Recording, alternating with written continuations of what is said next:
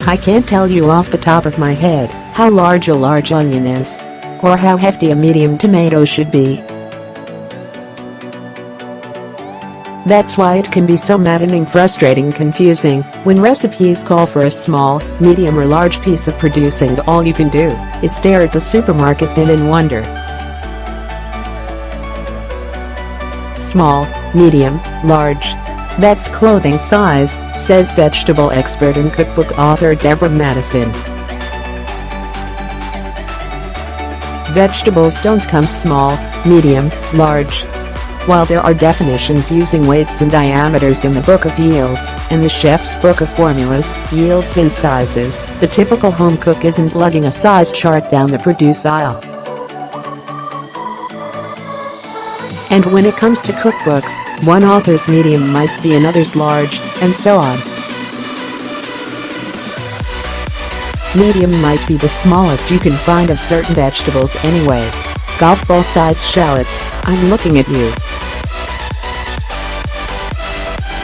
10 fruits and vegetables you're storing wrong. Madison, bless her heart, is someone who makes the effort to shed a little light on what she means when she refers to sizes. Read through her book The New Vegetarian Cooking for Everyone, and you'll find with each vegetable's info page a discussion of average sizes and what she means when she calls for a particular size. But not every cookbook author or other recipe source is as diligent, and not every recipe provides an equivalent volume or weight when specifying a particular size. What then? Good news, most of the time, it's really not going to make a big difference in your recipe, Madison says. A little more carrot in your minestrone, a little less onion in your fajitas, it's okay. After all, one of the great things about savory cooking, as opposed to baking, is the ability to tweak a recipe without disastrous consequences. That being said, you have to use common sense. If you're making baba ghanoush, and you use a small eggplant instead of a big one, your results will not be the same. Tom McCorkle for The Washington Post.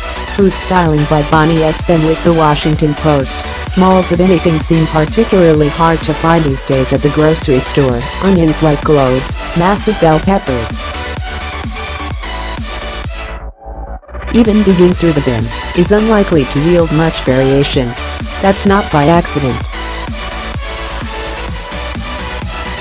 We aim to be as consistent as possible when it comes to our produce, says Rivera, the director of produce and floral at Giant Food. We aim to have the produce in each specific category of fruits and vegetables to be similar in size. Not all customers care about size, but Rivera says the company does see some patterns in purchasing. We find that a family of 4 is usually more likely to look to buy larger size produce, while a family of 2 might be more inclined to buy smaller size, says Rivera. Though this science is not exact, the larger the family, more often the larger the produce bought. If you're in search of small produce, either because of a recipe or the number of people in your house, your best bet is a farmer's market. When I went to one downtown DC market recently, I found everything from very small onions and peppers to huge tomatoes and squash.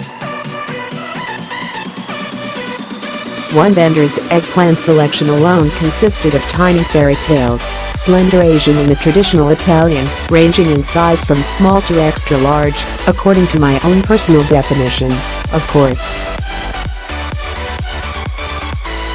Even putting in the effort, your search for a small or medium head of cabbage, for example, may fail. In that case, try to be creative with leftovers. It's okay to eat the same vegetable more than one day, Madison says.